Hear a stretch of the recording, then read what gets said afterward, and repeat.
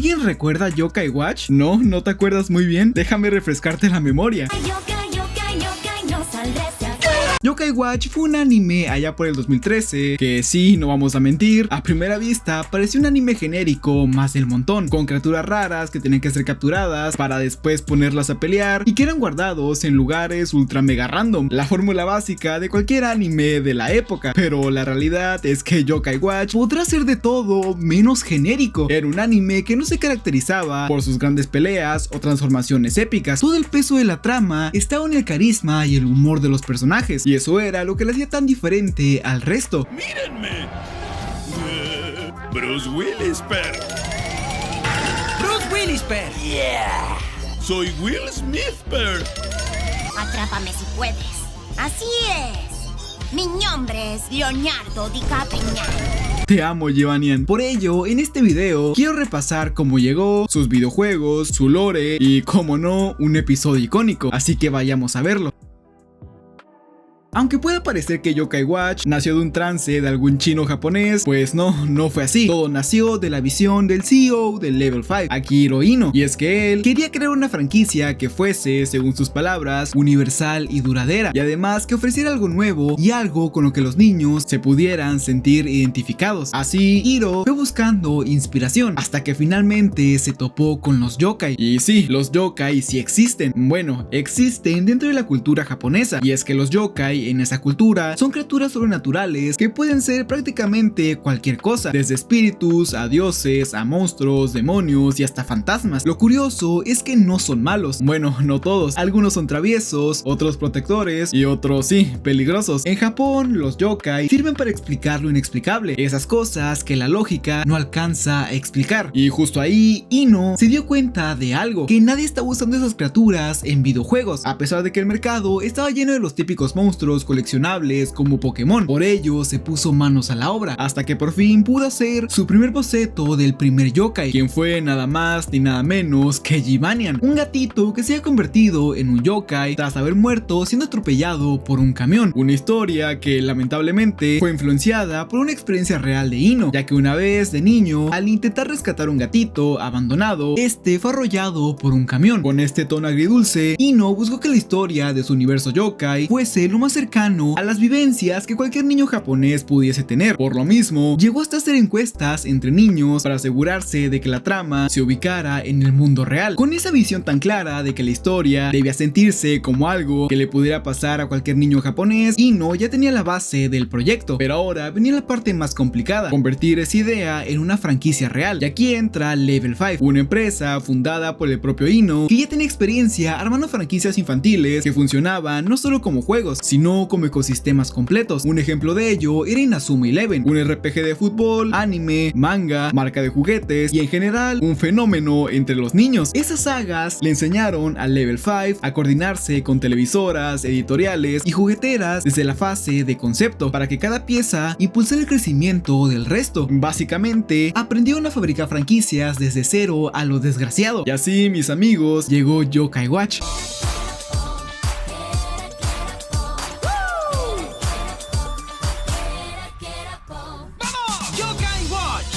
Ese anime era cine, ya que a diferencia de otras franquicias del estilo, Yokai Watch no necesitaba batallas hiper mega épicas ni poderes exagerados para funcionar. Su encanto estaba en el carisma de sus personajes, en el humor ridículo pero súper efectivo, en cómo cada capítulo era una mini tragedia cotidiana causada por algún yokai con mucha personalidad. Era un anime que se sentía fresco, ligero, incluso improvisado a veces, pero justo por eso era perfecto. No buscaba impresionar con acción, sino hacerte reír y ya está. Era todo muy simple, pero para entender bien lo que era yokai, tenemos que hablar de lo que lo empezó todo: los videojuegos.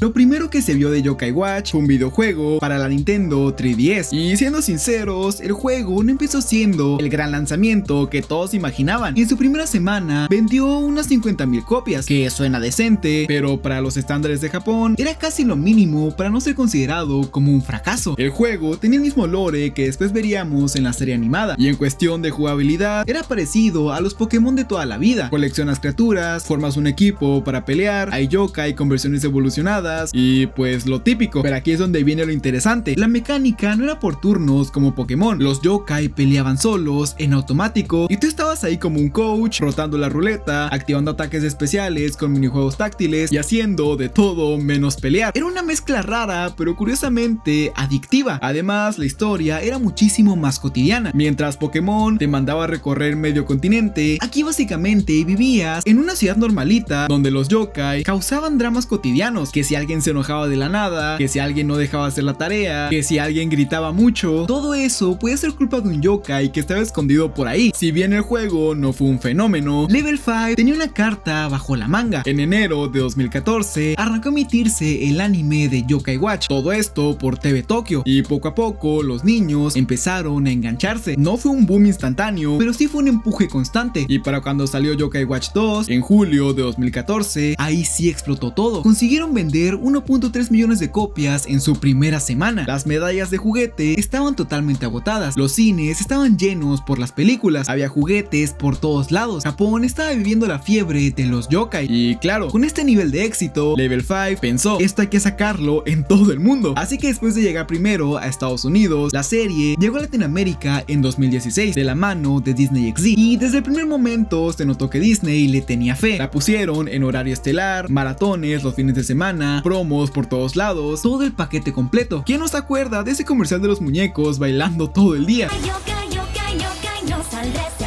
Y te preguntarás cómo le fue aquí. Pues bien, pero ni cerca del nivel de Japón. En Latinoamérica tuvo su público, se mantuvo al aire un buen rato, y sí logró crear su propio nicho de fans. Llegaron las medallas, la mercancía, los juegos traducidos, pero nunca explotó como Pokémon. Después de un par de años, Disney XD terminaría sacando la serie de su programación y la fiebre yokai se fue apagando. Aún así, más allá de los juegos, yokai tenía un mundo lleno de espíritus, reglas y misterios que ya existían desde el primer juego, pero que el anime se encargó de expandir muchísimo más. Así que ahora sí, vayamos a ver un poco del lore de la serie. Esta historia inicia un día normal por la tarde, cuando Nate, un niño curioso y algo ingenuo, se encontraba en el bosque intentando cazar un insecto raro. ¡Te tengo! ¡Asombroso! Tras cazar un insecto, Nate va con sus amigos para mostrarles su hazaña, pero rápidamente se da cuenta de que su insecto no era nada especial comparado al de sus amigos. Pero eso ni siquiera era lo peor. Lo peor fue cuando llegó Katie, una niña de la misma edad que Nate, que ahora verán, pero claramente era su crush. Veamos qué capturaste. Bueno, un ciervo volante. ¡Wow! Es igual a ti, Nate. ¿Qué? Solo es, ¿cómo decir? Bastante común.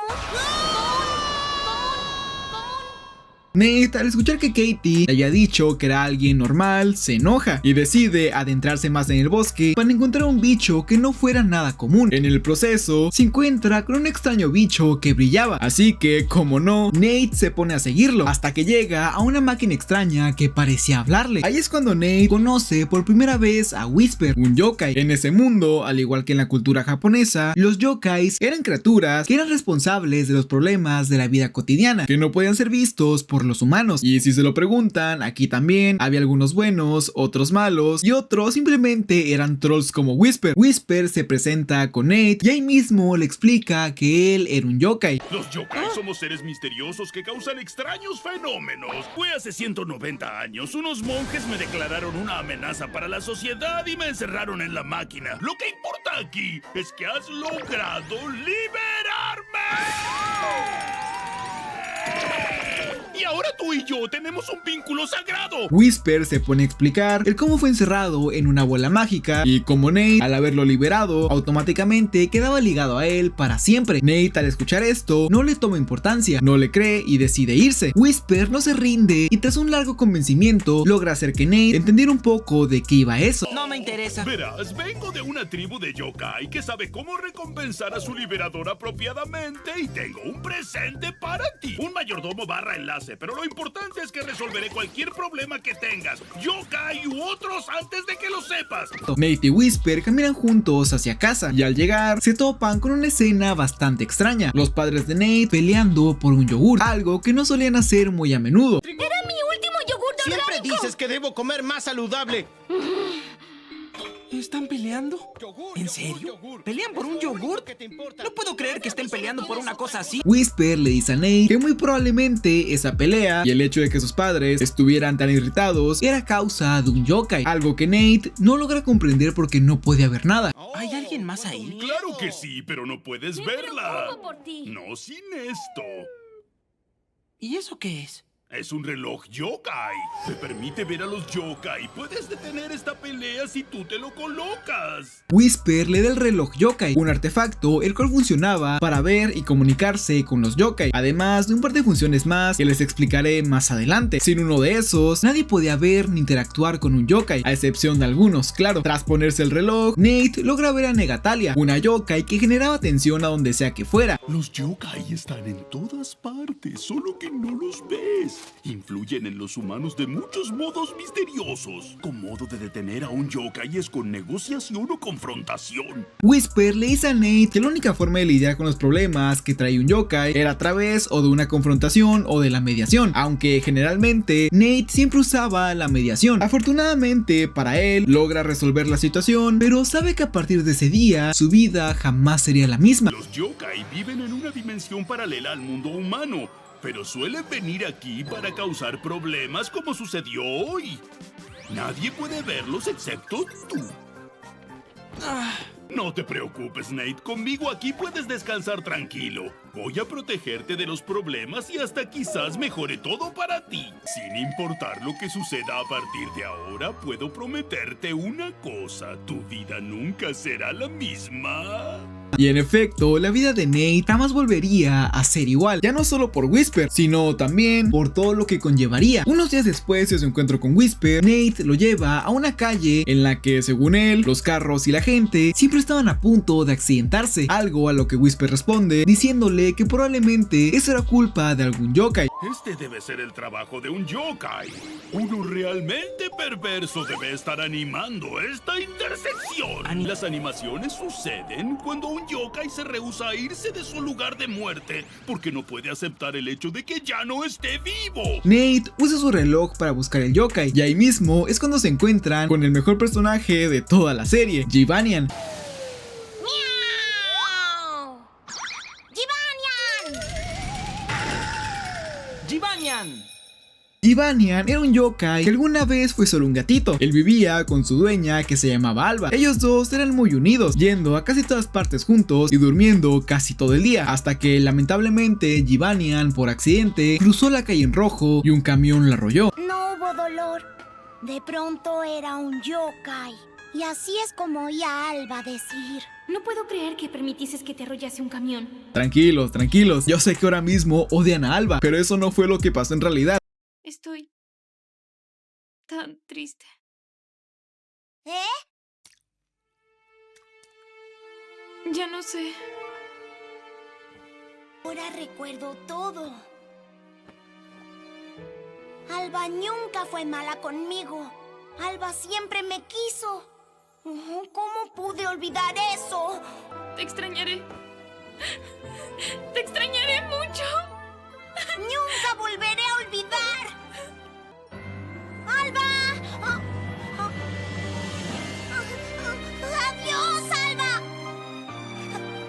Serás una gran diseñadora y sé que serás muy feliz. ¡Nunca me olvides! Esto fue lo que pasó. El caso es que Givanian, tras el accidente, ahora se la pasaba tratando de vencer a los camiones para demostrar que no era débil y que podía con ellos. Bueno, hay algo que sé bien. Alba no lo habría dicho si no me hubiese arrollado un camión. Por eso entreno para convertirme en un gato que pueda vencer a cualquier vehículo. Nate, al escuchar la triste historia de Givanian, le dice que le gustaría ayudarle, pero más importante, que quería ser su amigo. Es increíble que trabajes tan duro por Alba. Givanian, se nota que la amas muchísimo, ¿cierto? Pasemos el rato juntos. ¿Sabes? Podemos ser amigos. ¿Ah?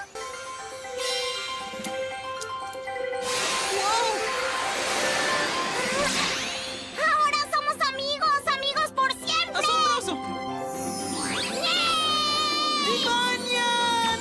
¡Yeah! Y así, por fin, daría inicio la historia de Yokai Watch, en la cual Nate iría por toda la ciudad resolviendo los conflictos que los yokai causaban, y cada vez que lograba hacerlo, mayormente a través de la mediación y el diálogo, recibió una medalla nueva de un yokai que le permitía invocar ese yokai usando su reloj. Si bien al principio no se podría decir que Yokai Watch tenía un formato episódico, tampoco diría que era una serie totalmente serializada, ya que a medida que fue avanzando la serie, fueron apareciendo yokais muy icónicos como Cantonio o el anciano este. Hubo cosas complejas como los yokai legendarios, otros protagonistas con su propio reloj, viajes en el tiempo, amenazas gigantes, mudanzas a otros países, versiones alternativas del futuro, universos paralelos, reboots, spin-off escolares, y así llegó la serie hasta un punto en el que hoy es casi imposible seguirle la pista a Lore. Acá en Latinoamérica solo llegamos hasta las 2 primeras temporadas, pero en Japón esto se extendió con reboots y hasta una nueva temporada. Solo sé que al final Nate y Katie acabaron casados, pero nada más. Ahora sí, vayamos a lo bueno, a ver un episodio icónico para recordar mejor la serie. Este episodio inicia en la casa de Nate, justo cuando él se da cuenta de que su Medallium Yokai estaba lleno. Esto es todo un desastre. ¿Cuál es el problema, Nathan? El Medallium Yokai está completo. Whisper le dice que se calmara, que no había nada de qué preocuparse, ya que después de todo, lo tenía él como mayordomo, y él siempre tenía la solución a sus problemas, así que procede a sacarse otro Medallium del orto. ¡Aquí tienes! ¡Eso es un asco! Es bueno que esté aquí para educarte. Nate le dice a Whisper que cómo era posible que después de tener tantos amigos yokai y tener tantas medallas en su posesión, que no apareciera ningún yokai legendario. ¿No debería aparecer otro yokai legendario pronto? ¿Legendario? Espera, eso. ¡Oh, sí! Dijiste lo mismo la última vez. Que un yokai legendario debe aparecer cuando recolecta cierto número de medallas.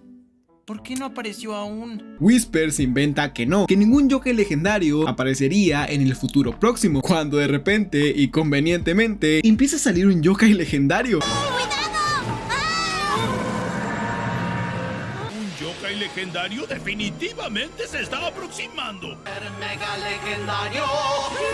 Toda esa animación super épica, como si fuera a salir ahí Dios, para que al final saliera esta cosa, un Cantonio pero en guapo. ¿Es un perro? No. ¿Qué? Fabuloso. Es muy raro. Tu sonrisa embriagante es realmente fabulosa. Nate y Whisper, al ver que la habilidad de ese perro humano era enamorar a las personas, dudan de si realmente él era un yokai legendario, porque seamos sinceros, es una habilidad bastante XD para un yokai legendario, pero al hablar con él, se dan cuenta de que sí, que era uno legendario. Simplemente fabulosa. Sí que eres bueno con las damas, ¿eh? No soy bueno, soy legendario. ¡Eso no me parece muy legendario! Dandy Nietzsche.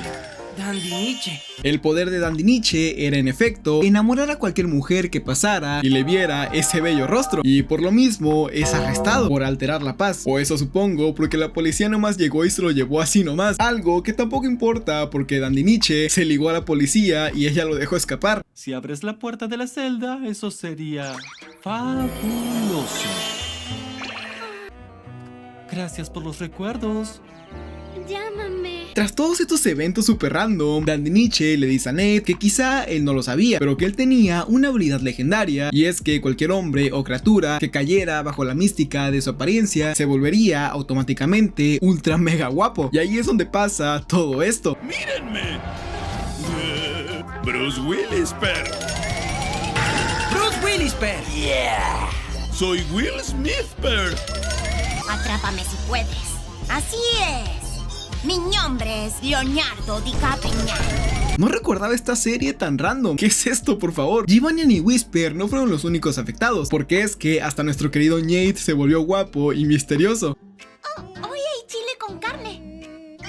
Señorita Katie, ¿le agrada mi chile? Porque soy muy ardiente. Y bueno, la verdad que este episodio no tuvo mucho sentido, ya que al final solo le reclaman a Dandiniche que su guapura causaba muchos problemas y él les termina dando su medalla yokai para cuando necesitaran guapura o algo así. Pero lo curioso, antes de acabar con el episodio, es que tiene exactamente el mismo trasfondo que Cantonio. Es decir, que un día se le cayeron unas tablas encima junto con un perro y murió, pero revivió en un perro con cara de humano. Es curioso, cuanto menos. Baby,